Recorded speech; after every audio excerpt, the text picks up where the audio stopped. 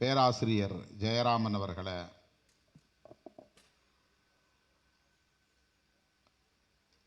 தமிழீழ விடுதலைக்கான களத்தில் இந்தியா எவ்வாறு தொடர்ந்து துரோகம் இழைத்து வருகிறது என்பதை சுட்டிக்காட்டி உரையாற்றி அமர்ந்திருக்கிற தமிழ்நாடு தன்னுரிமை கழகத்தின் தலைவர் திருமிகு பழ கருப்பையா அவர்களை, உரையாற்றி விடைபெற்று சென்றிருக்கிற மூத்த ஊடகவியலாளர் அண்ணன் ஐயநாதன் அவர்களை,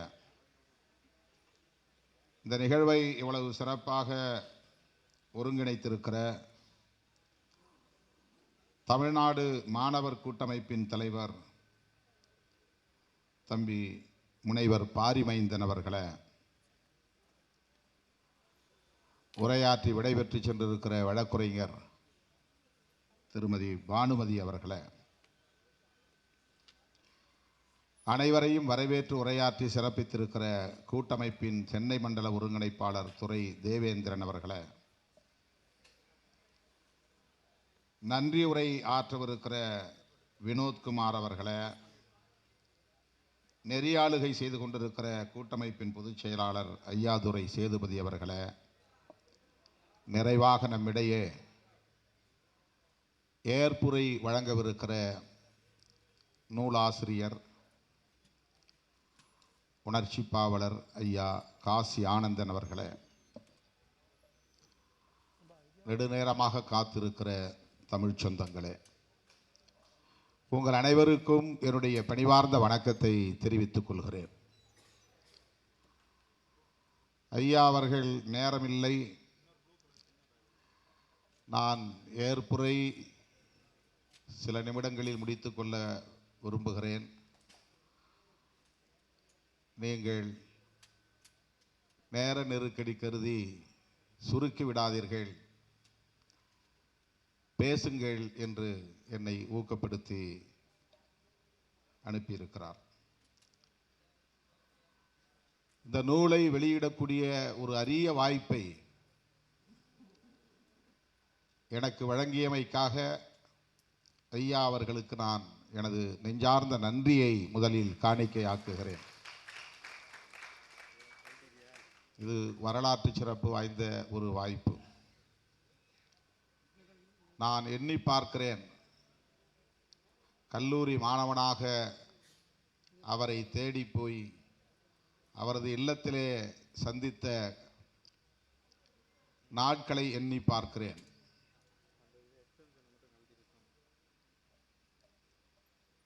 ராயப்பேட்டையிலே ஐயம்பெருமாள் முதலி தெருவிலே அவர் ஒரு இல்லத்திலே தங்கியிருந்த காலம் அது. உணர்ச்சி பாவலர் காசி ஆனந்தன் கவிதைகள் நூல் வெளியீட்டு விழா இதே சாலையில் அமைந்திருக்கிற வாணி மகாலில் அப்போது நடைபெற்றது. 80களின் தொடக்கம் அது. அதன் பின்னர் அந்த நூல் வெளியீட்டு விழாவிலே ஒரு மாணவனாக நான் பங்கேற்றேன். அதன் பின்னர் அவர் தங்கியிருந்த இல்லம் எது என்று தேடி கண்டுபிடித்தேன்.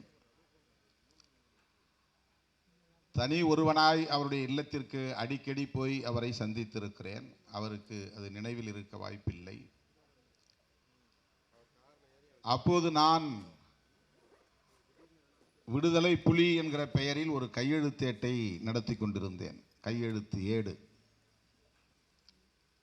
அந்த கையெழுத்து ஏட்டின் பெயர் விடுதலை புலி. நானே அட்டை முதல் அட்டை வரையில் என் கைகளால் எழுதுவேன்.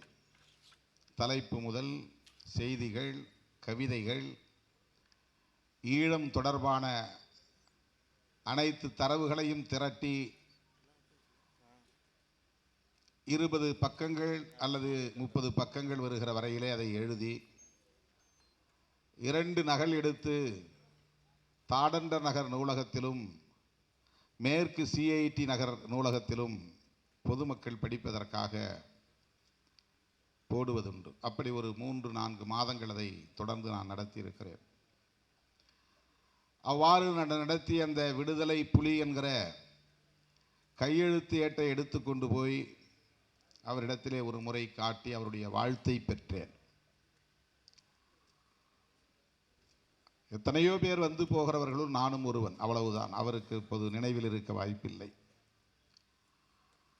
ஒரு முறை நான் போய் வீட்டு வாசலில் ஒரு சின்ன வரண்டா, அதிலே ஒரு பெஞ்ச் போடப்பட்டிருந்தது, அதிலே அமர்ந்திருந்தேன். கதவு திறந்தபடியே உள்ளே இருந்த கட்டிலில் அவர்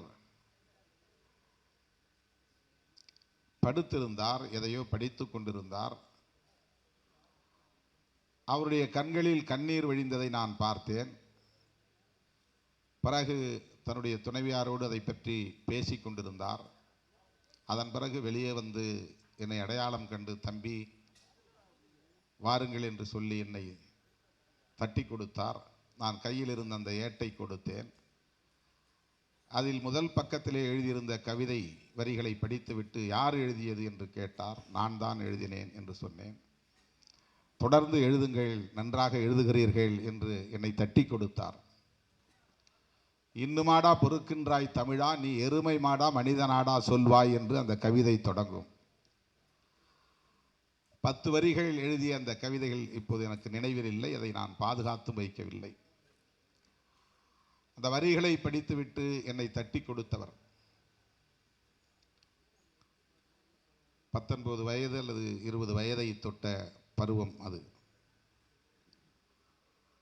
அதன் பிறகு நான் தொடர்ந்து அவருடைய நூல்களை படிக்கக்கூடியவனாக, கவிதைகளை படிக்கக்கூடியவனாக,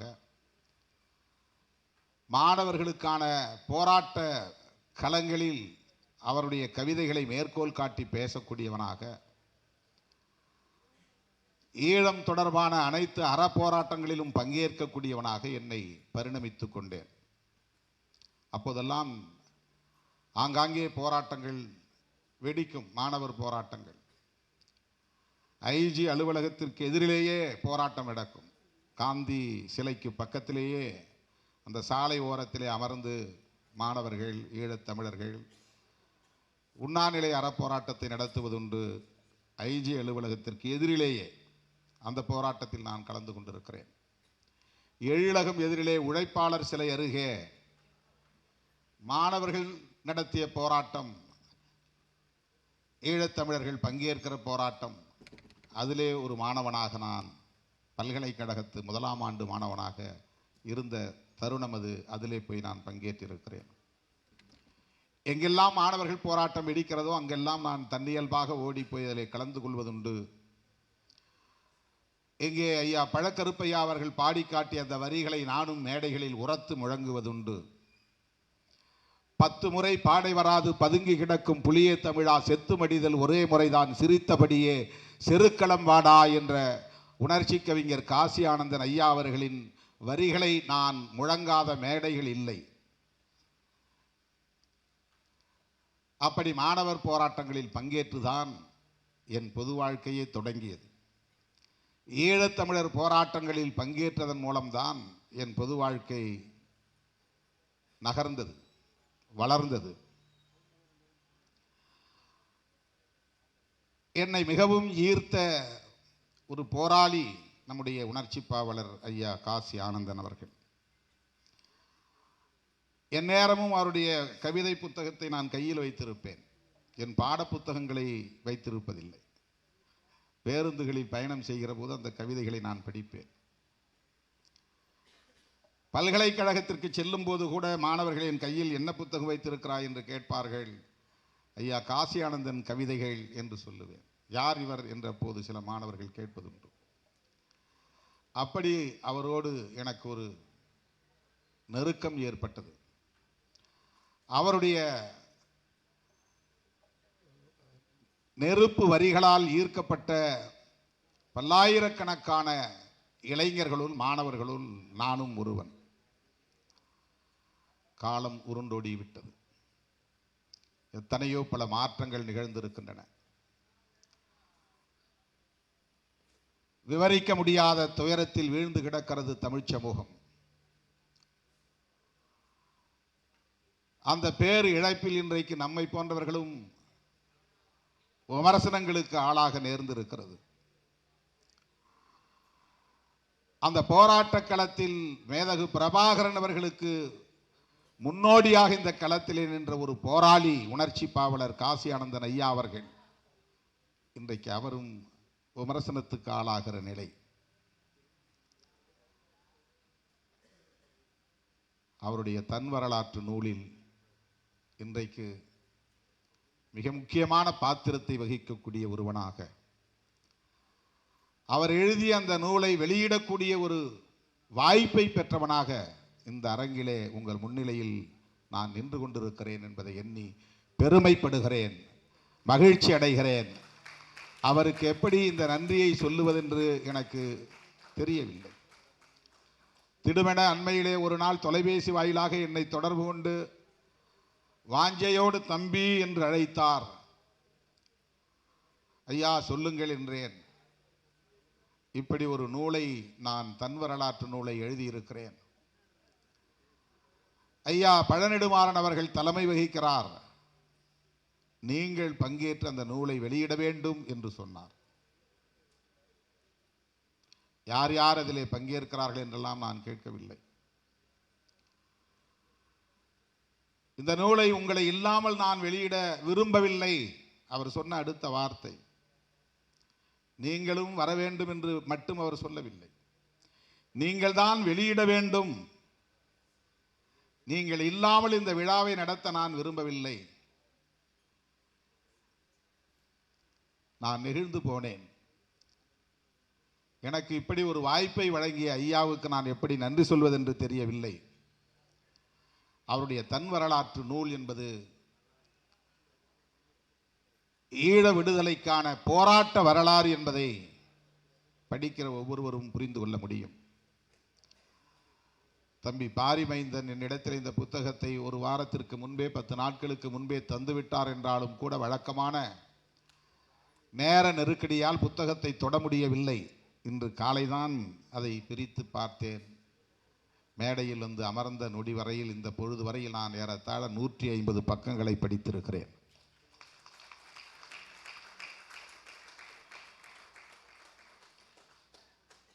ஐம்பது ஆண்டுகளுக்கு பின்னால் நான் இப்போது நின்று கொண்டிருக்கிறேன். என் உளவியல் 50 ஆண்டுகளுக்கு பின்னால் நிற்கிறது.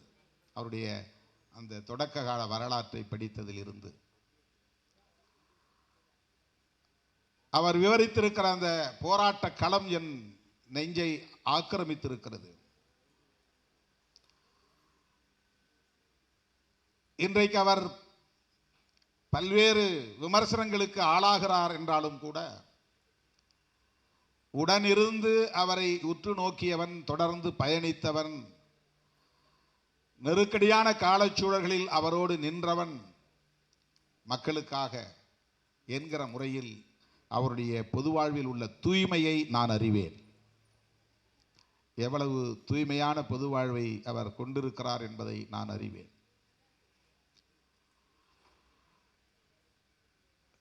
ஈழத்தமிழர்களுக்கும் இந்திய மக்களுக்கும் இடையிலான ஒரு நட்புறவு கழகத்தை தொடங்குகிற போதே என்னை வந்து அவர் தன்னுடைய நண்பர்களோடு, திருநாவுக்கரசு என்கிற திரு மாஸ்டர் ஐயா அவர்கள், பிரிகேடியர் தமிழ்ச்செல்வன் அவர்களுடைய உடன்பிறப்பு, இவர்கள் மூவரும் வந்து இப்படி ஒரு நட்புறவு கழகத்தை, ஒரு தோழமை மையத்தை நாங்கள் தொடங்க இருக்கிறோம் தம்பி. இந்திய அரசின் துணையின்றி நாம் ஒரு அங்குலம் கூட நகர முடியாது என்பது நாம் உணர வேண்டிய கசப்பான உண்மை. ஆகவே இப்படி நாம் உத்திகளை கையாள வேண்டிய தேவை இருக்கிறது என்பதை விளக்கி சொன்னார். நான் சொன்னேன், எனக்கு விளக்கம் தேவையில்லை. என்னை போன்றவர்களை சமாதானப்படுத்த வேண்டிய தேவையில்லை. அப்படிப்பட்ட புரிதல் இல்லாதவன் இல்லை நான். ஆட்சியில் இருப்பவர்கள் யாராக இருந்தாலும், அவர்களது கொள்கை எதுவாக இருந்தாலும், தனிப்பட்ட முறையிலே அவர்களுக்கும் எனக்கும் முரண்பாடுகள் இருந்தாலும், இடைவெளி இருந்தாலும், நீங்கள் ஈழத்தமிழர்களின் நலன்களை மட்டுமே கருத்தில் கொண்டு காய்களை நகர்த்த வேண்டும் என்பதுதான் என்னுடைய புரிதல். ஆகவே எந்த நிலைப்பாட்டை நீங்கள் மேற்கொண்டாலும், எந்த உத்தியை கையாண்டாலும்,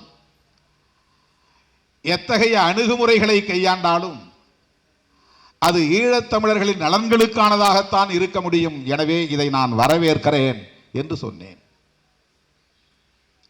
அதன் பிறகு அடுத்தடுத்து பல நிகழ்வுகளில் கூட பாரதிய ஜனதா கட்சியோடு இருக்கிற உறவை என்னுடைய அரசியல் நிலைப்பாட்டிலிருந்து நான் அதை அணுக முடியாது. பாதிக்கப்பட்டிருக்கிற ஈழத்தமிழர்களின் நிலையிலிருந்து தான் அதை அணுக வேண்டும். எனவே எனக்கு அதில் எந்த கசப்பும் இல்லை என்று நான் அழுத்தம் திருத்தமாக பதிவு செய்திருக்கிறேன். இந்த நிகழ்விலே யாரையும் அவர் அழைத்திருக்கலாம், அழைத்தாலும் தவறில்லை. எல்லோரும் வேண்டும், எல்லோரும் ஒரு புரிதலுக்கு வர வேண்டும். ஆகவே எனக்கு அரசியல் ரீதியாக முரண்பாடு இருக்கிற கட்சிகளை, கட்சி தலைவர்களை அழைத்தால் நான் வரமாட்டேன் என்று முரண்டு பிடிவாதம் செய்தால் நான் அரசியல் அறியாமையில் உழலுகிறேன் என்றுதான் பொருள். எனக்கு அரசியல் உத்திகளை பற்றிய புரிதல் இல்லை என்றுதான் பொருள். ஆகவே யார் வருகிறார்கள் என்று நான் கேட்கவில்லை. யார் வந்தாலும் வரட்டும் என்ற அந்த நம்பிக்கையோடு தான் இந்த நிகழ்வுகளை பங்கேற்க நான் இசைவளித்தேன். இன்றைக்கு உங்கள் முன்னால் நின்று கொண்டிருக்கிறேன். உணர்ச்சி பாவலர் ஐயா காசி ஆனந்தன் அவர்கள் 90 அகவையை தொடப்போகிறார். 1938 அவர் பிறந்தார். இந்த தன் வரலாற்று நூல் அப்படி தொடங்கவில்லை. அவர் இயல்பிலே ஒரு தமிழ் அறிஞர், கவிஞர், இலக்கிய ஆளுமை.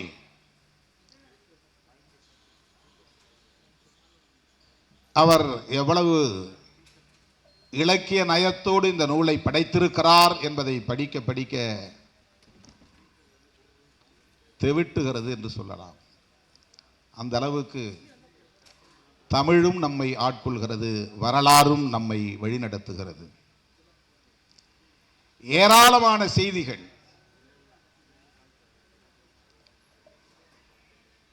ஒவ்வொரு வரியையும் மேற்கோள் இட்டு குறிப்பிட்டு பேசக்கூடிய அளவுக்கான தரவுகளை அவர் எவ்வளவு நினைவாற்றல் கொண்டவராக இருக்கிறார் என்பதை இந்த பதிவில் இருந்து நம்மால் உணர்ந்து கொள்ள முடிகிறது. அவருடைய குடும்பம் வசதி படைத்த குடும்பமாக இருந்திருக்கிறது.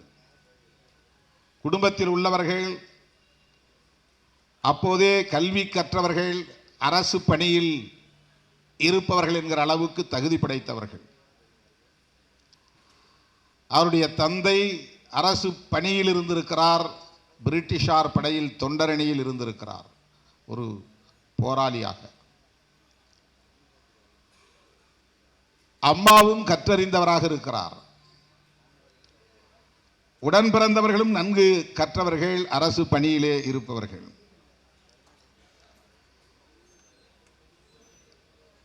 தான் உண்டு, தன் வாழ்வுண்டு, தன்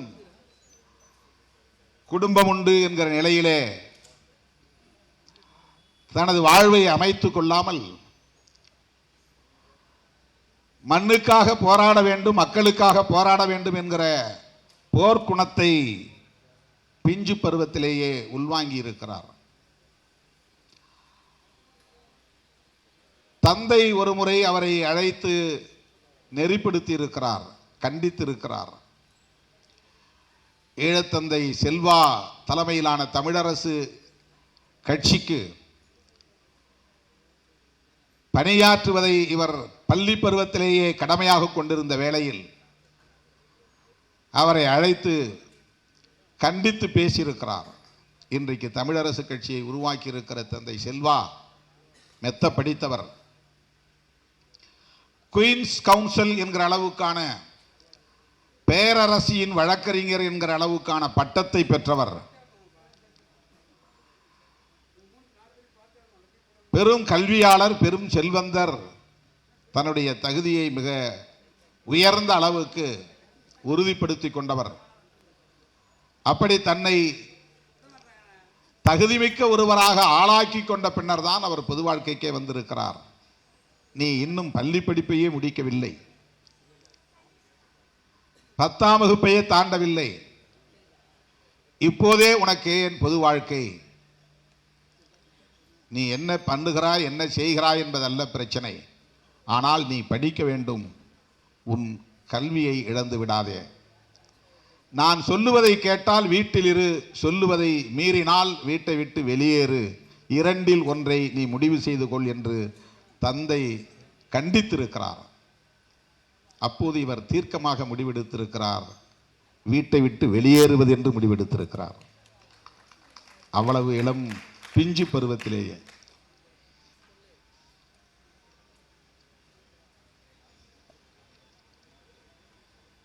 அவரோடு பழகிய நண்பர்கள் அனைவரையும் நினைவிலே கொண்டு ஒவ்வொருவராக அவர் பதிவு செய்து வருகிறார். இந்த பெயர்களை எல்லாம் எப்படி அவர் நினைவிலே வைத்திருந்தார், எங்கே அவர் குறிப்பாக எழுதி வைத்திருந்தார் என்று தெரியவில்லை. அவருக்கு இந்த தமிழ் உணர்வு ஊட்டிய ஆசிரியர் சிவபாலன் அவர்களை பற்றியும், அவருக்கு இந்த அரசியல் உணர்வை ஊட்டிய ஓவியர் குமார் அவர்களை பற்றியும், தமிழரசு கட்சி பற்றிய ஈடுபாட்டை இவருக்குள் ஏற்படுத்திய ராஜதுரை அவர்களை பற்றியும், பொது உடைமை இயக்க தோழர் எஸ்போ என்கிற எஸ் பொன்னுதுரை அவர்களை பற்றியும், தன் பெரும் செல்வத்தை எல்லாம் கட்சிக்கு எழுதி வைத்துவிட்டு முழு நேர பணியாளராக இல்லற வாழ்வே வேண்டாம் என்று துறந்துவிட்டு மக்கள் பணி ஆற்றிக் கொண்டிருந்த கிருஷ்ணகுட்டி அவர்களை பற்றியும், அரியநாயகம் அண்ணன் அவர்களை பற்றியும், நல்வரவு முடித்திருத்தகம் வைத்திருந்த ஆரோக்கியம் அண்ணன் அவர்களை பற்றியும், இப்படி ஏராளமான பாத்திரங்கள் குறித்து வாழ்வில் தான் சந்தித்த அத்தனை நண்பர்களை பற்றியும் ஆங்காங்கே பதிவு செய்து வருகிறார்.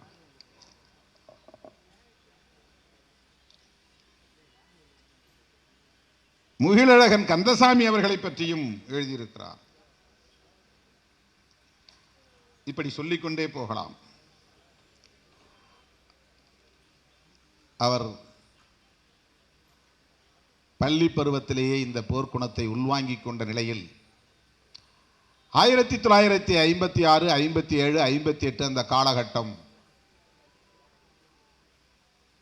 தமிழ் சமூகத்திற்கு மிகப்பெரிய நெருக்கடியான காலகட்டமாக மாறுகிறது. அப்போது அவருக்கு 18, 19 வயதுதான். தனி சிங்கள சட்டம் ஒன்றை இயற்றுகிறார்கள். தமிழ் மாணவர்களும் சிங்களத்தை படித்தாக வேண்டும் என்று சட்டம் கட்டாயப்படுத்துகிறது. இந்த நிலையிலே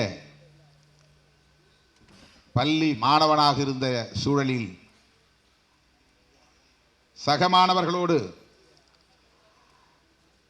ஸ்ரீ என்கிற சிங்கள எழுத்தை தார்கொண்டு அழிக்கிற போராட்டத்தில் இறங்குகிறார்.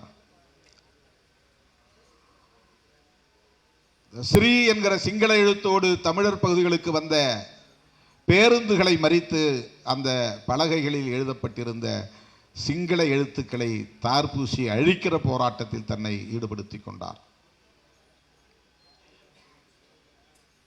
பி. பாலன் சின்னதுரை என்பவன்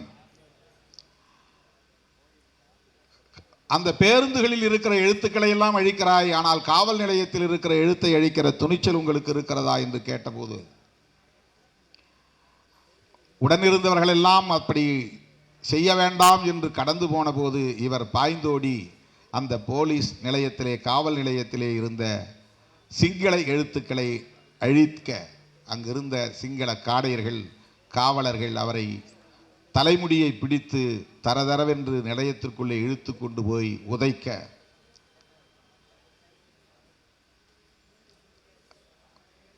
பாதிப்புக்கு உள்ளான நிலையிலும் தொடர்ந்து அந்த நிலைப்பாட்டிலிருந்து மாறாமல் மாணவர்களோடு போராடுகிறார். இப்படித்தான் அந்த போராட்டம். அப்போதெல்லாம் தமிழீழ விடுதலை புலிகள் உருவாகாத காலம், மேதகு பிரபாகரன் பிறக்காத காலம். ஆயுத போராட்டம் என்கிற சிந்தனை உருவாகாத காலம். ஆனால் ஈழம் வெல்க, ஈழம் வாழ்க என்று சொல்லக்கூடிய முழக்கங்கள் ஒலித்த காலம்.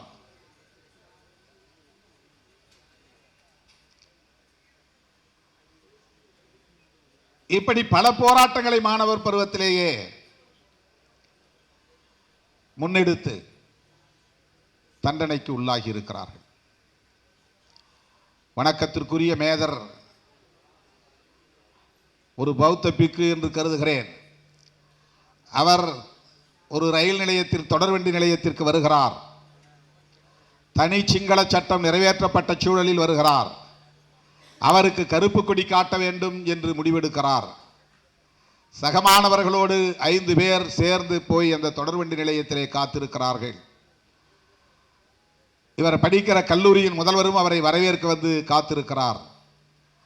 அவர்களுக்கு தெரியாமல் பதுங்கி இருந்து கருப்பு துணியை மறைத்து வைத்திருந்து அவர் தொடர்வண்டியிலிருந்து இறங்கியவுடன் கல்லூரியின் அதிபர் போய் அவரை வரவேற்கிற போது, திரும்பிப்போ திரும்பிப்போ, சிங்களத்தை திணிக்கிற பௌத்த அதிபரே திரும்பி போ என்று இவர்கள் முழக்கம் எழுப்புகிறார்கள்.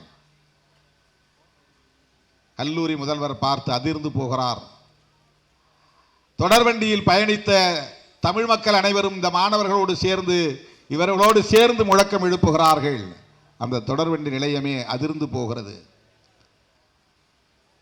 அடுத்த நாள் இந்த 5 மாணவர்களையும் பள்ளி அதிபர் முதல்வர் அழைத்து, கல்லூரியின் முதல்வர் அழைத்து கடுமையாக எச்சரித்திருக்கிறார். நீ எதற்காக போராடுகிறாய் என்பது ஒரு புறம் இருக்கட்டும், யாரை எதிர்த்து போராடுகிறாய்? இந்த கல்லூரி ஒரு கிறித்தவ கல்லூரி. இதனுடைய தலைவரே அரசாங்க சட்டப்படி அவர்தான்.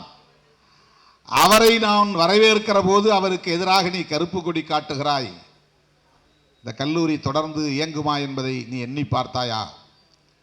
நாளை காலை கட்டாயம் 5 பேரும் வர வேண்டும், உங்களுக்கு நான் பரம்படி கொடுக்க போகிறேன் என்று எச்சரித்து, அதை போல அடுத்த நாள் வரவழைத்து மாணவர்கள் பல நூறு பேர் சூழ்ந்திருந்த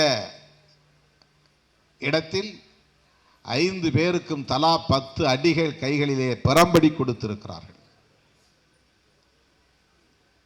அதை வாங்கி இருக்கிறார்.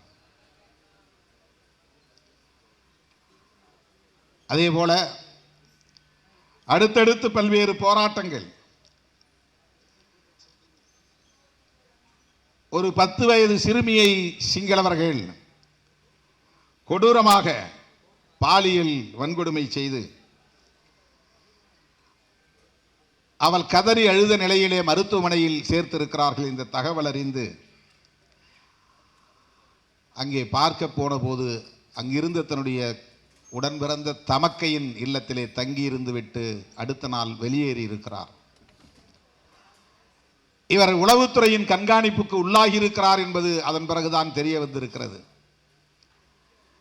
இவர் போய்விட்டு அக்கா வீட்டில் தங்கிவிட்டு வெளியேறிய பிறகு உளவுத்துறையினர் அந்த வீட்டுக்கு போய் அக்கா கணவரை இழுத்து கொண்டு போய் கடுமையாக வைத்து அடித்து காயப்படுத்தி, காசி ஆனந்தன் வந்து யாரோடு வந்து தங்கினான், எப்போது வந்தான், எவ்வளவு நேரம் இருந்தான் என்றெல்லாம் கேட்டு துன்புறுத்தி இருக்கிறார்கள்.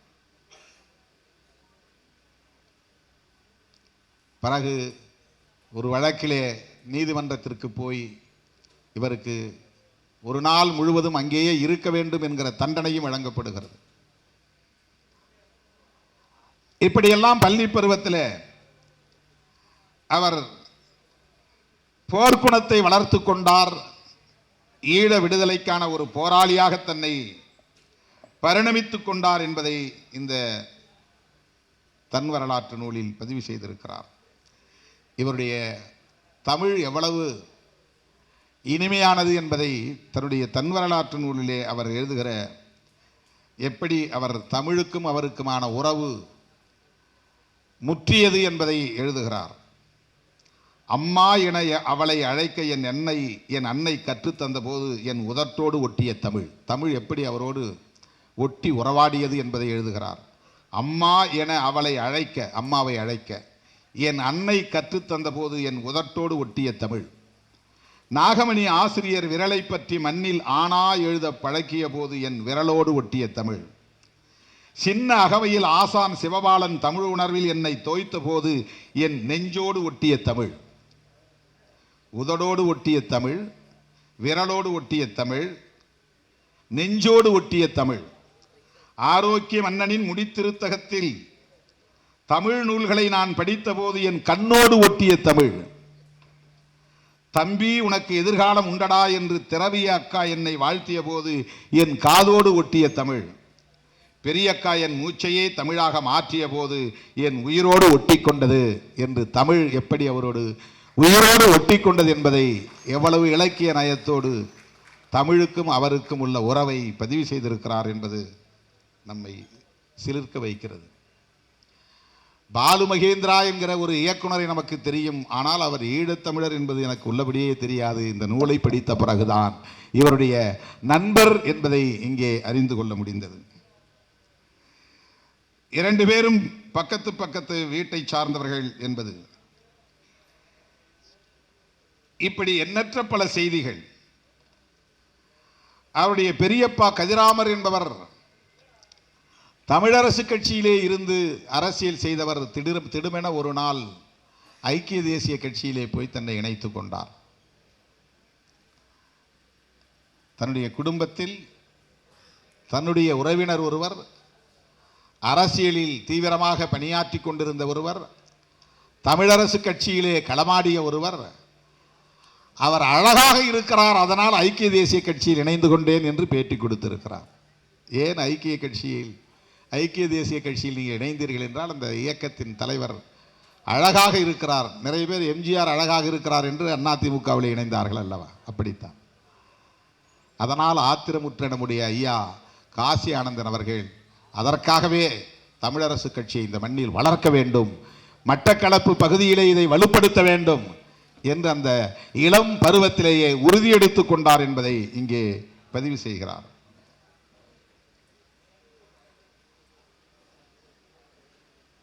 கையெழுத்து ஏட்டை நடத்தி இருக்கிறார். தமிழ் வாலிபர் சங்கத்தை உருவாக்கி இருக்கிறார். அண்ணா எழுதிய ஏ தாழ்ந்த தமிழகமே என்கிற கட்டுரையை, அந்த சொற்பொழிவை படித்து மனப்பாடம் செய்து மாணவ பருவத்திலேயே பேசி காட்டி பாராட்டை பெற்றிருக்கிறார், பரிசில் பெற்றிருக்கிறார்.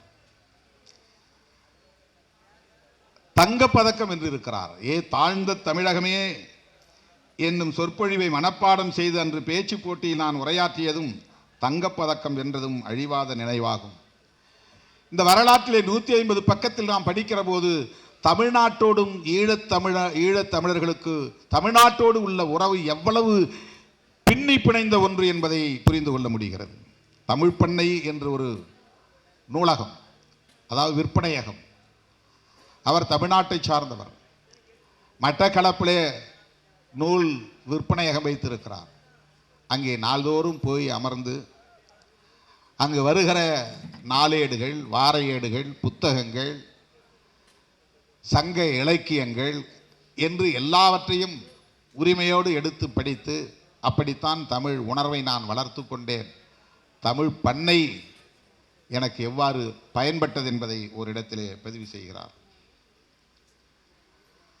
சிவகங்கை மாவட்டத்தை சார்ந்த அதிகரம் என்னும் ஊரில் பிறந்தவர் தமிழ் பெரும் பாவலர் பரமஹம்சதாசன். அவருடைய நூல்கள், அவருடைய இலக்கியம் எந்த அளவுக்கு இவருக்குள்ளே பாதிப்பை ஏற்படுத்தியது என்பதையும், தமிழீழ விடுதலை இயக்கத்தின் முன்னோடி அவர்தான் என்று பதிவு செய்கிறார் பரமஹம்சதாசன். அதே போல சுத்தானந்த பாரதியாருடைய கவிதைகளை, அவருடைய உரைகளை, அவருடைய சிந்தனைகளை சிலாகித்து இங்கே பதிவு செய்திருக்கிறார். அவர் ஒரு முறை ஒரு நிகழ்ச்சியிலே பங்கேற்று உரையாற்றிய பிறகு மாணவன் என்று ஏன் அழைக்கப்படுகிறது, அந்த சொல்லுக்கு என்ன பொருள் என்று மாணவர்களை பார்த்து கேட்டபோது யாரும் பதில் சொல்லவில்லை. 14 வயதான காசி ஆனந்தன் ஐயா அவர்கள் எழுந்து மான் என்றால் சிறப்பு, மாணவன் என்றால் சிறப்புக்குரியவன் என்று விளக்கமளித்ததால் அவரை ஆறத் தழுவி பாராட்டி உச்சி மோந்ததை இங்கே நினைவு கூறுகிறார்.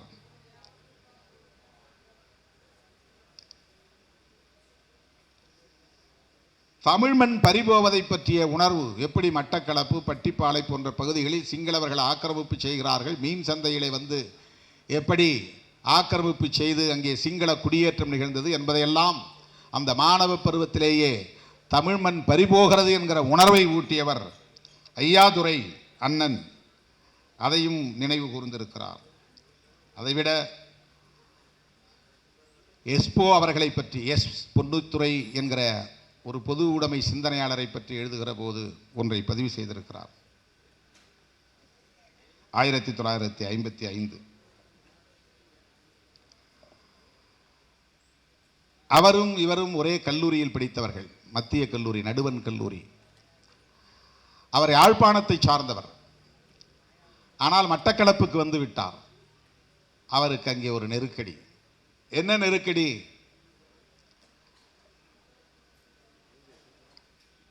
சாதிய நெருக்கடி.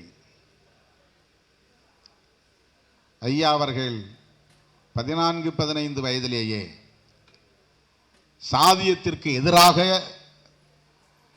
தன்னை ஆளாக்கி கொண்டார் என்பதை அவருடைய இந்த 150 பக்கத்திலேயே நாம் பார்க்க முடிகிறது. சாதியத்திற்கு எதிராக எப்படி அவர் தன்னை வளர்த்து கொண்டார் என்பதை. எஸ்பு அவர்கள் நலவன் என்கிற ஒரு சமூகத்தை சார்ந்தவர். ஈழத்திலே நலவன் என்ற ஒரு சமூகம் இருக்கிறது. அவர்கள் அங்கே உள்ள தீண்டப்படாத சமூக பிரிவினர்.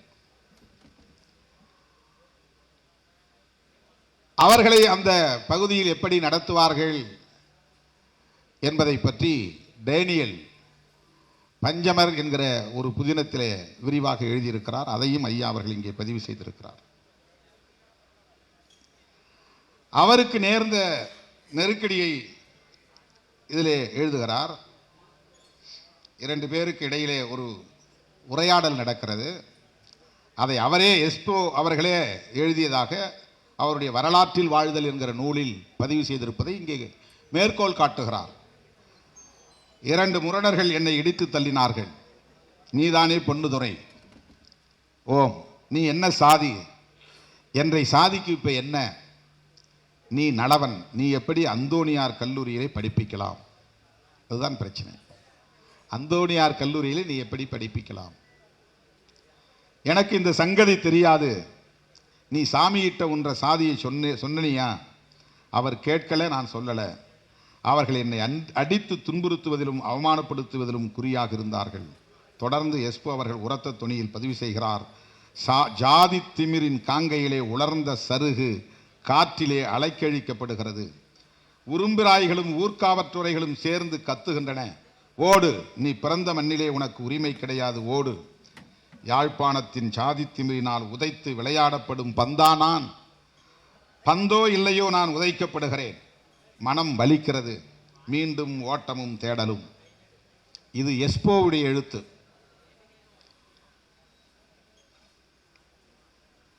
ஐயா அவர்கள் அதை இங்கே பதிவு செய்கிறார். அதன் பிறகு அவர் மட்டக்களப்பிலே ஒரு உயர்குடி சமூகத்தில் பிறந்த, அதாவது வேளாளர் சமூகத்திலே பிறந்த ஈஸ்வரம் என்கிற ஒரு பெண்மணியை திருமணம் செய்து கொள்கிறார். இன்டர் காஸ்ட் மேரேஜ், சாதி மறுப்பு திருமணம். அதை வரவேற்று இதில் பதிவு செய்திருக்கிறார். ஆனால் அந்த எஸ்போ இவருடைய கருத்துக்கு நேர் எதிரானவர், இவருடைய சிந்தனைகளுக்கு நேர் எதிரானவர். அவரும் மிகச்சிறந்த பேச்சாற்றல் உள்ளவர், எழுத்தாற்றல் உள்ளவர். இவர் சிறையில் சேகர் என்ற நாடகத்தை எழுதியது போல் அவரும் முதல் முழக்கம் என்று நாடகம் எழுதி அரங்கேற்றியவர். அந்த முதல் முழக்கம் என்கிற நாடகத்தில் இவரை எல்லாளனாக நடிக்க வேண்டும் என்று வலியுறுத்துகிறார். அதில் உள்ள கருப்பொருள் இவருடைய அரசியலுக்கு நேர் எதிரானது. முதல் முழக்கம் என்கிற கதையின் கரு என்னவென்றால், இலங்கை தீவு சிங்களவர்களுக்கே சொந்தமானது. தமிழர்கள் தமிழ்நாட்டிலிருந்து இந்தியாவிலிருந்து வந்தேறியவர்கள். ஆகவே அங்கே மன்னனாக இருந்த கைமுனு என்பவன் எல்லாளனை எதிர்த்து போராடி அவனை வீழ்த்துகிறான். கைமுனு எழுப்பிய முழக்கம்தான் முதல் முழக்கம். இதுதான் எஸ்போ அவர்களின் கதை. மகாவம்சத்திலே வரக்கூடிய ஒரு பகுதியை அவர் நாடகமாக எழுதுகிறார். அதிலே இவரை எல்லாளனாக நடிக்க சொல்கிறார். எல்லாளனாக நடித்து அவர் எழுதிய வசனங்களை இவர் பேச வேண்டும். எஸ்போ தமிழர்களின் அரசியலுக்கு எதிரானவராக இருக்கிறார். அவர் எழுதிய நாடகத்தில் நீ எப்படி நடிக்கலாம் என்று இவரோடு இருந்த மற்ற தோழர்கள் இவரை கண்டித்திருக்கிறார்கள். ஆனாலும் ஒப்புக்கொண்டோம், எனவே அதில் நடித்தாக வேண்டும் என்று நடிக்கிறார். இவர் எந்த அளவுக்கு போர்க்குணம் உள்ளவர், தான் உள்வாங்கிக் கொண்ட அரசியலில் உறுதியாக இருப்பவர், சொல்ல வேண்டிய செய்தியை சொல்ல வேண்டிய இடத்தில் துணிச்சலாக சொல்லக்கூடியவர் என்பதற்கு இந்த ஒன்று நமக்கு பெரும் சான்றாக இருக்கிறது. உள்ளபடியே நான் வியந்து போனேன். அவர் என்ன எழுதுகிறார் என்றால், எல்லாளன் கைமுனு போர், கடைசியாக எல்லாளன் மீது கைமுனு ஏவிய அம்பு அவன் மார்பிலே பாய்ந்து விடுகிறது. மார்பிலே பாய்ந்த அம்பை கையிலே எடுத்து வைத்துக் கொண்டு அவன் வசனம் பேச வேண்டும். அந்த வசனத்தை பேசி முடித்ததும் படம், அந்த நாடகம் முடிகிறது. அதுதான் கடைசி காட்சி, கிளைமாக்ஸ். அதில் என்ன சொல்லப்படுகிறது என்றால், இலங்கை தீவு முற்றாக சிங்களவர்களுக்கே உரிய தேசம். எல்லாளன் என்கிற தமிழன் வேறு நாட்டிலிருந்து இங்கே வந்தேறியவன். அவனை போரில் கைமுனு வீழ்த்தி விடுகிறான். இதுதான் காட்சி. அதில் அவர் எழுதிய நாடக உரை, எல்லாளனாக இவர் பேச வேண்டும். நாடகத்தின் முடிவில் அந்த ஈட்டியை கையால் பற்றி கொண்டு நெஞ்சிலிருந்து பாயும் குருதியோடு பேச வேண்டும். எஸ்போ அவர்கள் எழுதிய நாடக உரை. நிகரற்ற மாவீரா கைமுனு, நீ உன் நாட்டின் விடுதலைக்காக போராடினாய். சிங்கள தேசத்தின் இறையாண்மையை மீட்டெடுக்க நீ போராடி நிமிர்ந்தாய். உன் தாயக பற்றினால் அயல் நாட்டினன் ஆன தமிழ்நாட்டான் ஆன என்னை உறுதி கொண்டு எதிர்மோதி நிலைகுலைய வைத்தாய். சிங்கள தேசத்தின் திருமகனே, நீ வென்றாய், வரலாற்றில் நின்றாய், நின் புகழ் வாழ்க. இது எஸ்போ எழுதிய வசனம். எல்லாளன் வேடம் தரித்திருக்கிற, அந்த பாத்திரம் ஏற்றிருக்கிற காசி ஆனந்தன் ஐயா அவர்கள் பேச வேண்டிய கடைசி வசனம், கடைசி காட்சி, இறுதி காட்சி. இவர் உள்வாங்கிய அரசியல் இதை பேசுவதற்கு இவரை அனுமதிக்கவில்லை. நாடகத்தில் தொடர்ந்து அவர் இதற்கு முன்னதாக இருந்த காட்சிகளில் எல்லாம் எஸ்போ விரும்பியபடி பேசியிருக்கிறார், கடந்து வந்திருக்கிறார். கடைசியாக அவர் அந்த வசனத்தை பேச வந்த இடத்தில் என்ன பேசினார் என்பதுதான் இவர் எத்தகைய ஆற்றல் வாய்ந்தவர் என்பதை நமக்கு உணர்த்துகிறது. எல்லாளனுடைய சாவோடு எல்லாளனாக நடித்த என்னுடைய முழக்கத்தோடு நாடகம் முடிகிறது என்பதால் துணிச்சலாக எஸ்போ அவர்கள் எழுதி தந்த நாடக உரையை தூக்கி எறிந்தேன். பதிவு செய்கிறார். அவருக்கு ஒரு பிடிச்சி, இதான் ஃபைனல், இதான் கிளைமாக்ஸ், இதுக்கப்புறம் எந்த காட்சியும் இல்லை. அதனால் நம்மளை என்ன செய்ய முடியும், நாம் பேசிடுவோம். அந்த வசனத்தை தூக்கி எறிந்தார். உணர்ச்சி வசப்பட்டவனாய் என் பாட்டில் உரிமை கொட்டினேன் நான். அவர் எழுதுகிறார், என்ன உரிமை கொட்டினார்? அடே கைமுனு, சிங்கள இனவெறியனே, நீ வென்று விட்டதாய் நினைக்கிறாய். நேர் நின்று வென்றாயா? இல்லை, சூழ்ச்சியால் என்னை வீழ்த்தினாய். எல்லாம் முடிந்ததாய் எண்ணாதே, தெரிந்து கொள். சிங்கள மொழியும் சிங்கள இனமும் தோன்றும் முன் தமிழும் தமிழினமும் தோன்றிய இலங்கை தீவு தமிழன் மன்னடா, தமிழன் மண். இழந்த மண் எங்கள் சொந்த மண். இழந்த மண்ணை தமிழன் மீண்டும் ஆளும் காலம் வரும். இருந்து பார், தமிழரசு அமையுமிடா அமையும். வாழ்க தமிழரசு, வாழ்க தமிழரசு. காட்சி முடிந்தது. எஸ்போ எழுதிய வசனம் இல்லை, அந்த இடத்திலேயே வசனத்தை ஒரு புலி உருமுவது போல் உருமி தன் உணர்ச்சியை வெளிப்படுத்தியவர் தான் நம்முடைய உணர்ச்சி பாவலர் ஐயா காசி ஆனந்தன் அவர்கள். இதெல்லாம் 20 அகவைக்குள் நிகழ்ந்தவை. 20 அகவைக்குள் நிகழ்ந்தவை. இதுவெல்லாம் ஈழ விடுதலை போராட்டம் ஆயுத போராட்டமாக மாறுவதற்கு முன்பு நிகழ்ந்தவை. இவையெல்லாம் தமிழீழ தேசிய தலைவர் அண்ணன் மேதகு பிரபாகரன் அவர்கள் தோன்றுவதற்கு முன்னதாக நிகழ்ந்தவை, அரங்கேறியவை. எண்ணி பார்க்க வேண்டும். சாதியத்தை கண்டிப்பதில் இவருக்குள்ள ஈடுபாடு எவ்வளவாக இருந்தது என்பதை மட்டும் சொல்லி நான் முடிக்க விரும்புகிறேன். உள்ளபடி அது ரொம்ப மிக மிக முக்கியமான ஒரு பதிவு. இவர் பெரிதும் போற்றக்கூடியவர், ஆற்றல் வாய்ந்த ஒரு அரசியல் தலைவர்.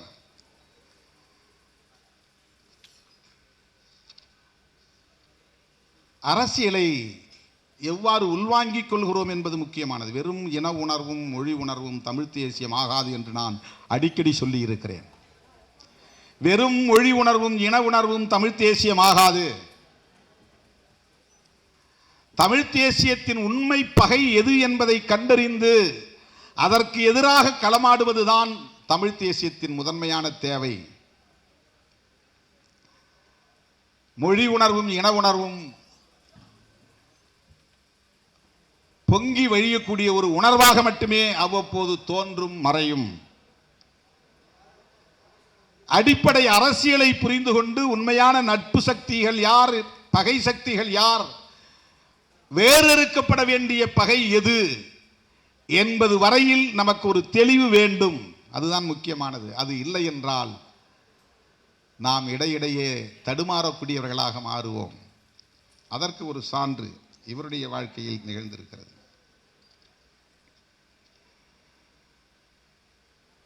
சுந்தரலிங்கம் இவருடைய வாழ்க்கையில் மிக முக்கியமானவர்.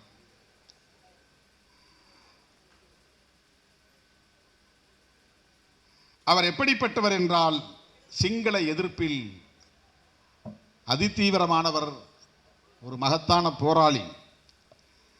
சிங்கள இனவெறியர்கள் தமிழீழத்தில் உள்ள பள்ளிக்கூடங்களில் தமிழ் மாணவர்களுக்கு சிங்கள மொழி மூலம் பாடங்களை கற்றுக் கொடுக்க வேண்டும் என்று கூச்சலிட்ட போது, நீங்கள் சிங்களத்தை எங்கள் மாணவர்களுக்கு கற்றுக் கொடுப்பதற்கு முன்பு அவர்கள் துப்பாக்கியால் சுடுவதற்கு கற்றுக்கொள்வார்கள் என்று சினம் பொங்க முழங்கியவர் சுந்தரலிங்கம். அப்படிப்பட்ட அந்த சுந்தரலிங்கம் சிங்கள ஆதிக்கத்தை, பௌத்த சிங்கள ஆதிக்கத்தை எதிர்க்கிற அரசியலை, போர்க்குணத்தை உள்வாங்கிக் கொண்டாலும் அடிப்படை அரசியலில் உள்ள புரிதல் பிழையாக இருந்தால் நட்பு சக்திகளை நம்மால் அரவணைக்க முடியாமல் போய்விடும். 30 ஆண்டு காலம் ஈழத்தமிழர்களுக்காகவே போராடிய இயக்கம் சிறுத்தைகள் இயக்கம். தேர்தல் அரசியலில் ஒரு நிலைப்பாடு எடுத்ததற்காக சிறுத்தைகள் இயக்கத்தை எவ்வளவு கொச்சையாக விமர்சிக்க முடியுமோ அவ்வளவு கொச்சையாக இந்த மண்ணிலே சிலர் விமர்சித்தார்கள். அது அரசியல் அறியாமையது. நட்பு சக்திகளை இழப்பது என்பது அரசியல் அறியாமையது. தேர்தல் தொடர்பான அரசியல் நிலைப்பாடுகள் என்பது முற்றிலும் வேறானது. கொள்கை சார்ந்த அரசியல் நடவடிக்கைகள் என்பது முற்றிலும் வேறானது. தேர்தல் தொடர்பாக எடுக்கிற நிலைப்பாடுகள் தற்காலிகமானவை, இடைக்காலமானவை. கொள்கை தளத்தில் நாம் எடுக்கிற நிலைப்பாடுகள் நிலையானவை, நீடிக்கக்கூடியவை. அந்த புரிதல் தேவை. தேர்தலின் போது ஒரு கட்சியோடு சேருவது அல்லது கட்சியை விட்டு வெளியேறுவது என்பது ஒரு ஸ்ட்ராட்டஜி, ஒரு உத்தி, அவ்வளவுதான். அது ஒரு கோட்பாடு கிடையாது, அது ஒரு ஸ்ட்ராட்டஜி. தேர்தலில் பங்கேற்பது அல்லது தேர்தலை புறக்கணிப்பது என்பது ஒரு ஸ்ட்ராட்டஜி, அது ஒரு உத்தி. அது ஒரு கோட்பாடாக இருக்க முடியாது. தமிழ் தேசியத்தின் எதிரி எது? தெலுங்கு தேசியமா, கன்னட தேசியமா, மலையாள தேசியமா, இந்திய தேசியமா? இந்திய தேசியம் என்பது மொழிவழி தேசியத்திற்கு எதிரானது. மொழிவழி தேசியத்திற்கு இந்திய தேசியம் எதிரானது.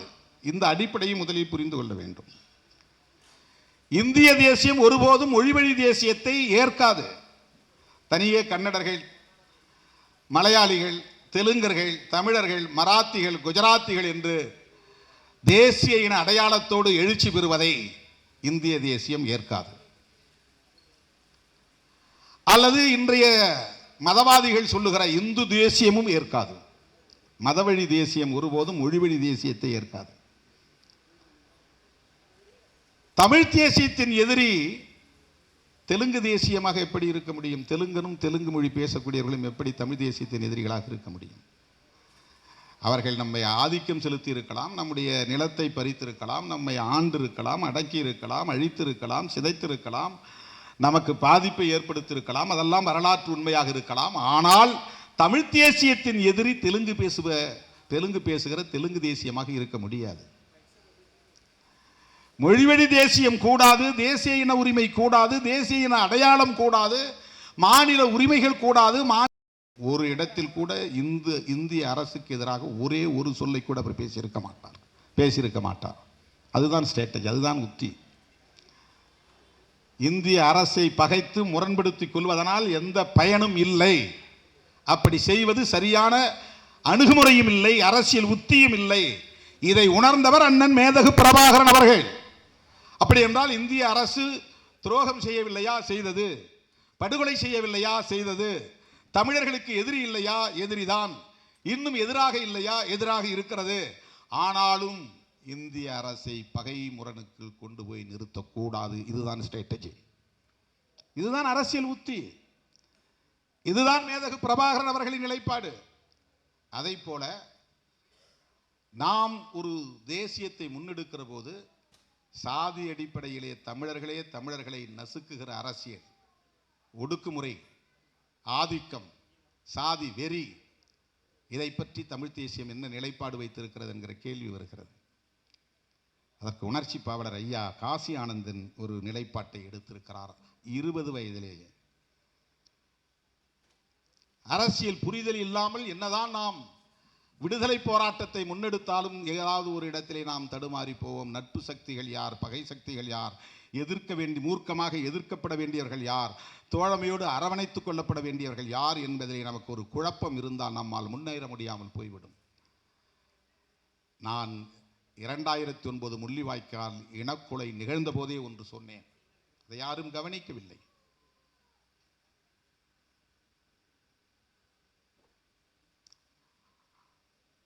இந்த விடுதலை போராட்டம் வீழ்ச்சி அடைந்ததிலே தமிழ் சமூகத்துக்குள் நிலவிய உள்ளீடான அகநிலை முரண்கள், சாதிய முரண்களும் ஒரு முக்கியமான பங்கு வகிக்கிறது என்று நான் சொன்னேன்.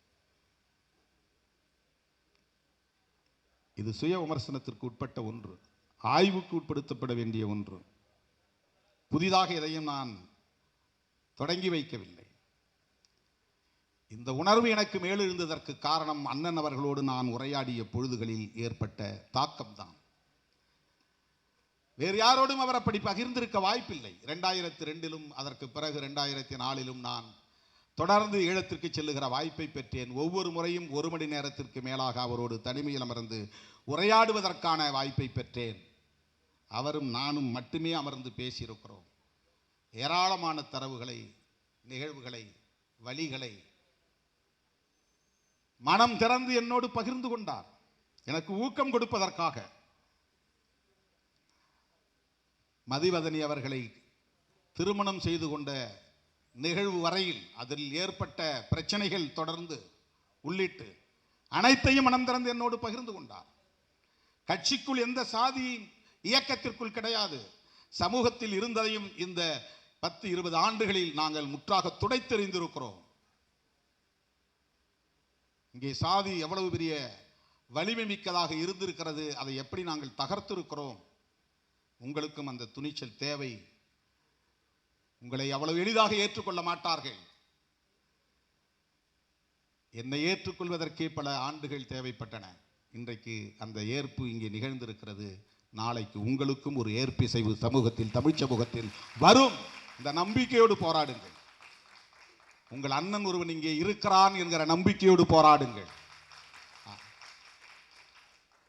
ஐயா அவர்கள் சொல்லுவதைப் போல, தமிழர் தலைவர் ஐயா வீர நெடுமாறன் அவர்கள் சொல்லுவதைப் போல, அண்ணன் இருக்கிறார் என்றே வைத்துக் கொண்டு பேசுவோம்.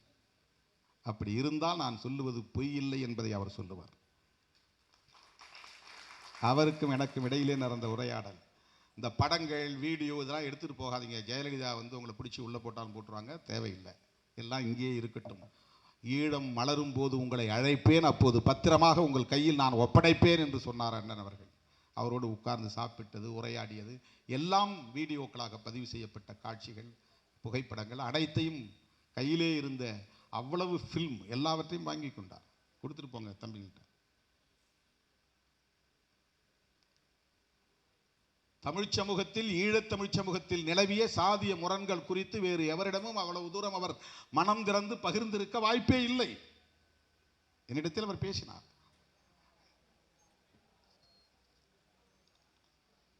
சுந்தரலிங்கம் அவர்கள், இதை மட்டும் சொல்லி நான் முடிக்கிறேன் தோழர்களே. 1958 வவுனியாவில் நடைபெற்ற தமிழரசு கட்சி மாநாட்டில் உரையாற்றிய சுந்தரலிங்கம் அவர்கள், சிங்கள இனவெறியர்களே, வடக்கு நோக்கி சிங்கள படைகள் நகரும் காலம் விரைவில் வரும் என்று கூறுகிறீர்கள். வந்து பாருங்கள், எங்கள் மண்ணில் காடுகள் சுடும் என்று 1000 புயலாய் வெடித்ததை வரலாறு பதிவு செய்திருக்கிறது. அப்படி பேசியவர். தலை நிமிர்ந்து நின்ற சுந்தரலிங்கம் அவர்களின் வாழ்வில் பிற்காலத்தில் ஏற்பட்ட தடுமாற்றத்தை, தலைக்குனிவை நூலில் பதிவு செய்வதை என்னால் தவிர்க்க முடியவில்லை. இது அவர் எழுதாமல் இருக்கலாம். சொல்றாரு, இதை பதிவு செய்யாமல் என்னால் இருக்க முடியவில்லை, தவிர்க்க முடியவில்லை. சிறைச்சாலையில் நான் இருந்த காலகட்டத்தில் தான் வெளியே பெருமைமிக்க சுந்தரலிங்கம் அவர்களின் வாழ்க்கை சிறுமையுற்று கலங்கப்பட்டது. இவர் ஜெயிலில் இருக்கிறார். அப்ப இது நடக்குது. மாவிட்டபுரம் கந்தசாமி கோயிலில் தாழ்த்தப்பட்ட மக்கள் கோயில் நுழைவு போராட்டம் நடத்திய போது சுந்தரலிங்கம் அவர்கள் கோயில் வாசலில் கைத்தடியோடு நின்று போராளிகளை தடுத்து நிறுத்தி மாபெரும் பழிக்காலானார். உள்ள நுழையாதீங்க, எஸ்சி பசங்க யாரும் உள்ள நுழையாதீங்க. சிறைச்சாலையில் இருந்த என் நெஞ்சின் சிறை உடைத்துக் கொண்டு சினம் பொங்கிற்று. சுட சுட 4 வரிகளை ஓர் அஞ்சல் அட்டையில் எழுதி சுந்தர் என்கிற சுந்தரலிங்கம் அவர்களுக்கு நான் அனுப்பினேன். அதுல அவுன்சு, இராத்தல், அந்தர், தொன் இதெல்லாம் நிறுத்தல் அளவைக்கு பயன்படுத்தக்கூடிய சொற்கள். அதையும் அவர் எழுதுறார். அதையும் நமக்கு எஜுகேட் பண்றார். அங்க பயன்படுத்தக்கூடிய கிலோன்னு சொல்றோம் இல்லையா, அப்ப அந்த காலத்துல ராத்தல் அப்படின்னு சொல்லுவாங்க, அந்தர்ன்னு சொல்லுவாங்க, தொன் சொல்லுவாங்க. அதை எழுதுறார். 112 ராத்தல் ஓர் அந்தர், அதாவது 100 வெயிட். இதுதான் அன்று நான் சுந்தரலிங்கம் அவர்களுக்கு அனுப்பி வைத்த இடி சுமந்த அஞ்சல் அட்டை. சுந்தரலிங்கம் இல்லையா, அதனால சுந்தர், உன் மண்டையில் கல்வி ஒரு அந்தர், அதாவது 112 ராத்தல். உன் மண்டையில கல்வி இருக்கு, எஜுகேஷன் நீ படிச்சிருக்கிற. உன் மண்டையில் கல்வி ஒரு அந்தர், களிமண் ஒரு அந்தர். களிமண் இருக்குது, ஒரு பக்கம் கல்வி இருக்கு, இன்னொரு பக்கம் களிமண் இருக்கு. உன்னை சும்மா விடமாட்டார் மாவிட்டபுர கந்தர். அது கந்தர் கோயில், அது முருகன் கோயில். இது அப்ப 20 வயசுல அவர் எழுதிய கவிதை அஞ்சல் அட்டையில. ஏன்னா அவர் ஜெயிலில் இருக்கிறார். அவருக்கு சிறையில் இருக்கும்போது தகவல் வருது, இந்த மாதிரி ஒரு போராட்டம், கோயில் நுழைவு போராட்டம் நடந்துச்சு. அந்த போராட்டத்தில் சுந்தரலிங்கமே போய் நின்னால் நினைச்சு யாரும் உள்ள நுழைய விடாமல் தடுத்திருக்கிறாருன்னு ஒரு செய்தி. தன் வரலாற்று நூலில் இதை அவர் பதிவு செய்வது எவ்வளவு நேர்மையான போராளி என்பதை நமக்கு உணர்த்துகிறது. ஒன்றை நான் சொல்லுகிறேன் தோழர்களே, சாதியத்திற்கு தீர்வை தேடாமல் தமிழ் தேசியம் வெற்றி பெற வாய்ப்பே கிடையாது. இந்திய தேசியம் என்பது இங்கே இந்து தேசியமாகத்தான் இருக்கிறது. இந்து தேசியம் என்பது சாதிய தேசியமாகத்தான் இருக்கிறது. இங்கே பார்ப்பனர் அல்லாதவர்கள் தான் இதை தூக்கி பிடித்து கட்டி காப்பாற்றி கொண்டிருக்கிறார்கள். இதை நான் வெளிப்படையாக உரையாடாமல், இதற்கு ஒரு தீர்வை தேடாமல் அடுத்த அங்குலம் கூட நம்மால் நகர முடியாது. பிஜேபி கொடியை ஊர் ஊராக போய் ஏற்றுகிறார்கள், பிஜேபி சின்னத்தை ஊர் ஊராக போய் வரைகிறார்கள். திருமாவளவன் தமிழ் தேசியத்திற்காகவும் தமிழீழத்திற்காகவும் உழைக்கிற மக்களின் ஒற்றுமைக்காகவும் போராடி கொண்டிருக்கிற நிலையில் அவன் கொடியை அறுத்தெறி என்று சொல்லுகிறார்கள். திருமாவளவன் நட்பு சக்தியா, பகை சக்தியா? இதிலே நமக்கு ஒரு தெளிவு வேண்டுமா வேண்டாமா? இதையெல்லாம் விட்டுவிடு நாம் தமிழராய் சேருவோம் என்றால் இது ஹம்பக், இது மோசடி, இது ஏமாற்று வேலை. இதையெல்லாம் உரையாடாமல் தமிழ் தேசியத்தை வென்றெடுத்து விட முடியாது. வெறும் மொழி உணர்வு, இன உணர்வு தமிழ் தேசியம் ஆகாது. தமிழ் தேசியத்தின் பகை, உண்மை பகை எது என்பதை கண்டறியக்கூடிய கோட்பாட்டு புரிதல் தான் உண்மையான தமிழ் தேசியத்திற்கு வழிவகுக்கும். சனாதன எதிர்ப்பில் தான் தமிழ் தேசியம் அடங்கி இருக்கிறது. சமத்துவ அரசியலில் தான் தமிழ் தேசியம் அடங்கி இருக்கிறது. மகளிர் விடுதலையில் தான் தமிழ் தேசியம் அடங்கி இருக்கிறது. இந்த புரிதல் இல்லாமல் நாம் அனைவரும் மொழியால் தமிழர்கள், இனத்தால் தமிழர்கள் என்கிற உணர்வு மட்டுமே போதாது என்பதுதான். அவ்வளவு பெரிய ஒரு போராளி ஈழத்தமிழர்களுக்காக, தமிழ் ஈழத்திற்காக தன்னை ஒப்படைத்துக் கொள்ளக்கூடிய அளவுக்கு போர்க்குணம் வாய்ந்த ஒரு பாத்திரம் சக உடன் பிறந்த தமிழர்களை சாதியின் பெயரால் தடுத்து நிறுத்துகிற உளவியல் மேலோங்கி இருக்கிறது என்றால் எங்கே தமிழ் ஈழத்தை வென்றெடுக்க முடியும்?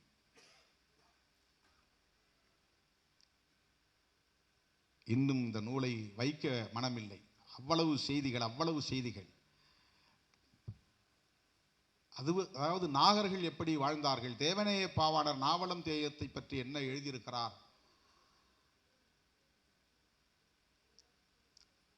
80,000 ஆண்டுகளுக்கு முன்னால் தென்னாப்பிரிக்க கண்டத்தில் ஹோமோசேப்பியன்ஸ் என்கிற மாந்தர் குலம் எப்படி தோன்றியது, அவர்கள் மெல்ல மெல்ல நகர்ந்து கிழக்கு பக்கமாக நகர்ந்து வந்து அன்றைய தமிழ்நாடாக இருந்த இந்த பகுதியிலே எப்படி அவர்கள் மனிதர்களாக வளமடைந்தார்கள். உசிலம்பட்டியிலே ஒரு தமிழனை ஆய்வு செய்த போது அவனுக்கு டிஎன்ஏ M130 என்கிற டிஎன்ஏ இருக்கிறது. அது தென்னாப்பிரிக்க மனிதர்களிடத்திலும் 2 பேருக்கு ஒருவருக்கு ஆய்வு செய்தால் இருக்கிறது. இவர்கள்தான் ஆதி மனிதர்கள். மனிதன் தோன்றிய காலம் இந்த டிஎன்ஏ மூலம் உறுதி செய்யப்படுகிறது என்கிற இந்த வரலாற்றை எல்லாம் நமக்கு கற்பிக்கிறார். தமிழ் தோன்றியது எப்போது, சிங்களம் தோன்றியது எப்போது, அதில் முக்கியமான ஒரு செய்தியை அவர் சொல்லுகிறார். புரட்சியாளர் அம்பேத்கர் அவர்கள் இந்தியா முழுவதும் வாழ்ந்த நாகர்கள் பேசிய மொழி தமிழ் மொழிதான். வடக்கே வாழ்ந்த தமிழ் பேசிய நாகர்கள் தான் இன்றைக்கு வேறு இனமாக திரிந்து போயிருக்கிறார்கள், பிற மொழி பேசக்கூடியவர்களாக மாறி போயிருக்கிறார்கள் என்பதை ஐயா அவர்கள் இங்கே பதிவு செய்கிறார். அம்பேத்கருடைய கருத்தில் இருந்து மேற்கோள் காட்டுகிறார். இப்படி அவர்கள் வடகிழக்கு திசையை நோக்கி போனார்கள், மேற்றிசையை நோக்கி போனார்கள். அப்படி போனவர்கள் மறுபடியும் திரும்பி வருகிறார்கள். அவர்கள் வருகிற போது ஆரியர்களாக மாறி வருகிறார்கள். போனவர்கள் தமிழர்களாக போனார்கள், வரும்போது ஆரியர்களாக அந்த இனம் மாறிவிட்டது. பல தலைமுறைகளாக மாறுகிற போது அவர் மொழி மாறிவிட்டது, இனம் மாறிவிட்டது, அவன் தோளின் நிறம் மாறிவிட்டது, அவன் வாழ்க்கையில் முறை மாறிவிட்டது. ஆனால் முதலில் தோன்றிய ஹோமோசேப்பியன்ஸ் திராவிடனாய், தமிழனாய் அல்லது நாகர் இனத்தை சார்ந்தவனாய் அவன் பரிணாமம் பெற்று பல்வேறு நிலங்களுக்கு போய் அவன் பல தலைமுறைகளை கடந்து, பல 1000 ஆண்டுகளை கடந்து அவன் திரும்பி வருகிற போது இந்த மண்ணுக்கு அவன் ஆரியனாய் வருகிறான், வேதமொழியை கொண்டு வருகிறான். அதே போல இலங்கை தீவில் வாழ்ந்தவர்கள் அத்தனை பேரும் தமிழர்கள். அவர்கள் தங்களுக்கான மதமாக சிவமதத்தை ஏற்றுக்கொண்டவர்கள், சிவநெறியினர். அவர்களில் ஒரு பிரிவினர் பௌத்தத்தை ஏற்றுக்கொள்கிறார்கள். பௌத்த தமிழனும் சிவமத தமிழனும் 2 பேரும் தான் ஒருவருக்கொருவர் முட்டிக்கொள்கிறார்கள், மோதிக்கொள்கிறார்கள். அந்த பௌத்த மதத்தை சார்ந்த தமிழர்கள் தான் பின்னாளில் எழுமொழி பேசியவர்களாக மாறி சிங்கள மொழி பேசியவர்களாக மாறி சிங்களவர்களாகவும் மாறுகிறார்கள். சிங்களவர்கள் வேறு யாரும் இல்லை, அவர்கள் ஆதி தமிழர்கள் தான். அவர்கள் ஆதி காலத்தில் இருந்த தமிழர்கள் தான். பிராகிருத சிங்களம் எந்த நூற்றாண்டில் தோன்றியது, ஆதி சிங்களம் எந்த நூற்றாண்டில் தோன்றியது, இன்றைக்கு பேசுகிற சிங்களம் எந்த நூற்றாண்டில் தோன்றியது? கிபி 6ஆம் நூற்றாண்டுக்கு பிறகுதான் இந்த சிங்களமே தோன்றியது.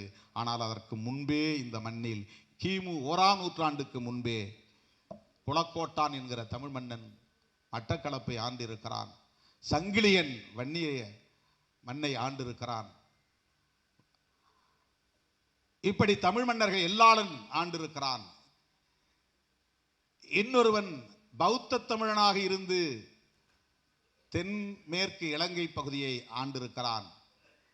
இவர்களெல்லாம் தமிழர்கள்தான். தமிழர்களே பௌத்தத்தை ஏற்று இன்னொரு இனமாக மாறி ஆதித்தமிழர்களுக்கு எதிராக பகை கொண்டு மோதுகிற நிலை ஏற்பட்டிருக்கிறது. இதுவெல்லாம் இந்த வரலாற்றிலே சொல்லப்படுகிறது. ஆழமாக கற்க வேண்டிய நூல், ஆழமாக கற்க வேண்டிய நூல். ஏராளமான வரலாற்று தரவுகளை நமக்கு தருகிறார். பக்கத்துக்கு பக்கம் நமக்கு புத்தகத்தை மூட முடிய மனம் வரவில்லை. அவ்வளவு செய்திகள், தமிழ் சம்பந்தமான தொடர்பான செய்திகள். இங்கிருந்து யார் யார் அங்கே வந்தார்கள், திருச்சி லோகநாதனில் இருந்து பெரிய பெரிய தமிழ் ஆளுமைகள் எப்படி இசைத்தமிழை பரப்பினார்கள், நாடகத்தமிழை பரப்பினார்கள், இயல் தமிழை பரப்பினார்கள், தமிழ்நாட்டு தமிழறிஞர்களுக்கும் அங்குள்ள தமிழறிஞர்களுக்கும் இடையிலே எப்படியான ஒரு உறவு இருந்தது, பிணைப்பு இருந்தது, இணைப்பு இருந்தது, எல்லாவற்றையும் சொல்லுகிற ஒரு வரலாற்று நூலாக இது இருக்கிறது. அருமை தோழர்களே, உணர்ச்சி பாவலர் ஐயா காசி ஆனந்தன் அவர்கள் 100 ஆண்டுகள் வாழ வேண்டும், நோய் நொடியின்றி வாழ வேண்டும். மேதகு பிரபாகரன் அவர்களின் நம்பிக்கைக்குரிய ஒரு மாபெரும் பாவலனாக வாழ்ந்து இன்றைக்கும் தமிழீழத்தை வென்றெடுக்க வேண்டும் என்கிற கொள்கை பிடிப்போடு போராடி கொண்டிருப்பவர். அரசியல் ரீதியாக எடுக்கிற உத்திகளை நாம் பிழையாக கருத வேண்டியதில்லை. இந்த மேடையில் பிஜேபி வந்திருந்தாலும் நான் வந்திருப்பேன். இந்த மேடையில் பாரதிய ஜனதா கட்சியை சார்ந்த யார் வந்திருந்தாலும் நான் வந்திருப்பேன். அவர்கள் இருக்கிற மேடையில் நான் இருக்க மாட்டேன் என்று சொன்னால் அது என்னை முன்னிறுத்துகிற ஒன்றாகத்தான் மாறுமே தவிர இந்த அரசியலை முன்னிறுத்துகிற, ஈழத் தமிழர்களை முன்னிறுத்துகிற ஒன்றாக அது இருக்காது. என்னை பொறுத்தவரையில் ஈழம் வெல்ல வேண்டுமானால் இந்திய அரசின் துணையும் தேவைப்படுகிறது, சர்வதேச சமூகத்தின் ஆதரவும் தேவைப்படுகிறது. இது நாம் ஒப்புக்கொள்ள வேண்டிய கசப்பான உண்மை. அந்த ஆட்சியில்தான் எதிராக இருந்தார்கள், இந்த ஆட்சியில் நமக்கு ஆதரவாக இருப்பார்கள் என்ற கருத்தெல்லாம் பொய்யானது. நான் அப்போதே சொன்னேன், மோடி ஆட்சிக்கு வந்தாலும் காங்கிரஸ் என்ன நிலைப்பாடு எடுத்ததோ அதைத்தான் எடுக்கும் இந்த அரசும். அரசு என்பது வேறு, கட்சி நடத்துகிற அரசாங்கம் அல்லது ஆட்சி நிர்வாகம் என்பது வேறு. ஸ்டேட் என்பது வேறு, ரெஜீம் என்பது வேறு. அது காங்கிரஸ் ரெஜீம், பிஜேபி ரெஜீம் அது வேறு. யூனியன் கவர்மெண்ட் அது ஒரு ஸ்டேட். அதனுடைய பார்வை என்ன? எந்த காலத்திலும் தமிழர்கள் தனிநாடு பெறுவதை ஏற்றுக்கொள்ளாது என்பதுதான் இந்திய அரசின் நிலைப்பாடாக இருக்கிறது. நாளைக்கு யார் ஆட்சிக்கு வந்தாலும் அதை அப்படியே கட்டி காப்பாற்றுவார்கள். அதற்கு காரணம் என்ன என்பதை நாம் கண்டறிய வேண்டும். அந்த புள்ளியில் அவர்களுக்குரிய விளக்கத்தை நாம் தெளிவுபடுத்த வேண்டும். இன்றைக்கு சீனர்கள் வந்து அம்பன் தோட்டாவிலே துறைமுகத்தை கட்டுகிறார்கள், கப்பலை கொண்டு வந்து நிறுத்துகிறார்கள் என்றால் அது இந்திய அரசின் பாதுகாப்புக்கு எதிரானதாக இருக்கும். இந்திய அரசை பாதுகாக்க வேண்டுமானால் சிங்களவர்களால் முடியாது, அங்குள்ள ஈழத் தமிழர்களால் தான் முடியும். இதை நாம் இந்திய அரசின் பார்வைக்கு எடுத்துச் செல்ல கடமைப்பட்டவர்களாக இருக்கிறோம். தமிழர்களின் துணையோடு அவர்கள் தமிழர்களின் பக்கம் நின்று சிங்கள ஆட்சியாளர்களையும் சிங்கள ஆட்சியாளர்களுக்கு துணையாக இருக்கிற சீனா போன்ற ஏகாதிபத்திய நாடுகளையும் எதிர்கொள்ள வேண்டிய தேவை இருக்கிறது. எதற்காக 5 இயக்கங்களை கூப்பிட்டு இந்திரா காந்தி அம்மையார் பயிற்சி கொடுத்தார்? எந்த காங்கிரஸை நாம் விமர்சிக்கிறோமோ, எந்த தலைவரை நாம் விமர்சிக்கிறோமோ அவர்கள்தான் இந்த ஆயுத குழுக்களுக்கு பயிற்சி கொடுத்தவர்கள், ஆயுதம் கொடுத்தவர்கள், இதை வளர்த்தவர்கள், இதை வலிமைப்படுத்தியவர்கள். இந்த வரலாற்று உண்மையும் நாம் மறைத்து விட முடியாது. உலக அளவில் விடுதலை இயக்கங்களுக்கு ஏதேனும் ஒரு அரசு துணையாக இருந்துதான் அந்த விடுதலை போராட்டம் வென்றிருக்கிறது. உலகத்தில் எந்த விடுதலை இயக்கமாக இருந்தாலும், இன்றைக்கு ஹமாஸ் இயக்கம் அவ்வளவு தூரம் இஸ்ரேல் என்கிற ஒரு நாட்டை எதிர்த்து போராடுகிறது என்று சொன்னால் அவர்கள் ஒரு குழுவாக இருந்து மட்டுமே போராட முடியாது. அவர்களுக்கு ஏதோ ஒரு ஏகாதிபத்திய அரசு துணை இருக்கிறது என்பதுதான் அதிலே நாம் உணர்ந்து கொள்ள வேண்டிய உண்மை. ஆகவே ஈழ விடுதலை போராட்டமாக இருந்தாலும், எந்த ஒரு தேச விடுதலை போராட்டமாக இருந்தாலும், அந்த விடுதலை இயக்கம் தனித்து இயங்கக்கூடிய வல்லமையை பெற்றிருந்தாலும் அந்த விடுதலை இயக்கத்திற்கு, ஆயுதம் தாங்கிய இயக்கத்திற்கு உலகின் ஏதோ ஒரு மூலையில் இருந்து ஒரு அரசின் தயவு தேவைப்படுகிறது, ஆதரவு தேவைப்படுகிறது, அவர்களின் துணை தேவைப்படுகிறது. உலகில் எந்த ஒரு நாட்டின் கவனத்துக்கும் போகாமல் ஒரு நாடு விடுதலை பெற முடியாது. ஏகாதிபத்தியங்களின் பார்வைக்கு செல்லாமல் ஒரு நாடு தோன்றிவிட முடியாது. அப்படி என்றால் நாம் முதலிலே நமக்கு எந்த நாட்டின் துணை இன்றியமையாத ஒன்றாக இருக்கிறது என்றால் தவிர்க்க முடியாத கசப்பான உண்மை, இந்திய நாட்டின் துணைதான். யார் ஆண்டால் என்ன, இந்திய அரசின் துணை நமக்கு தேவைப்படுகிறது. அந்த இந்திய அரசின் துணையோடு தான் சர்வதேச சமூகத்தின் ஆதரவை வென்றெடுக்க முடியும். அந்த அடிப்படையில் தான் நமது உத்திகள் அமைய வேண்டும். இதை புரிந்து கொள்ளாமல் இவன்தான் காரணம், இந்த கட்சி தான் காரணம், இவர்கள்தான் கூட்டணியால் இப்படி அழித்தொழித்தார்கள் என்று பேசிக் கொண்டிருந்தால் நம்மை நாமே சிதைத்துக் கொள்வதற்கு வழிவகுக்குமே தவிர அதனால் எந்த பயனும் விளையாது. சிந்தனை, வலுவான சிந்தனை கொண்ட ஒரு மகத்தான போராளி அண்ணன் பிரபாகரன் அவர்களுக்கு மூத்தவ முன்னோடி, அவரை தன் தலைவராக ஏற்றுக்கொண்டவர். ஈழத்தந்தை செல்வாவை கருத்தியல் தலைவராக ஏற்றுக்கொண்டவர். மேதகு பிரபாகரனை களத்தில் தலைவனாக ஏற்றுக்கொண்டவர் நம்முடைய உணர்ச்சி பாவலர் ஐயா காசி ஆனந்தன் அவர்கள். அவ்வளவு இளைய வயது, சிறிய வயது, ஆனாலும் என் தலைவன் பிரபாகரன் என்று சொல்லுகிற அந்த பெருந்தன்மை, அந்த உணர்வு, அந்த கருத்தியல் உடன்பாடு, அந்த புரிதல் நம்முடைய பாவலர் ஐயா, உணர்ச்சி பாவலர் ஐயா காசி ஆனந்தன் அவர்களுக்கு இருப்பதை நாம் பார்க்கிறோம். அவருடைய இருப்பு, அவருடைய உழைப்பு தமிழுக்கும், தமிழ் மண்ணுக்கும், தமிழ் ஈழத்திற்கும், தமிழ் தேசியத்திற்கும் இன்றியமையாத ஒரு தேவை என்பதை சொல்லி இந்த வாய்ப்பை எனக்கு வழங்கியதற்காக நன்றி கூறி முடிக்கிறேன். நன்றி, வணக்கம்.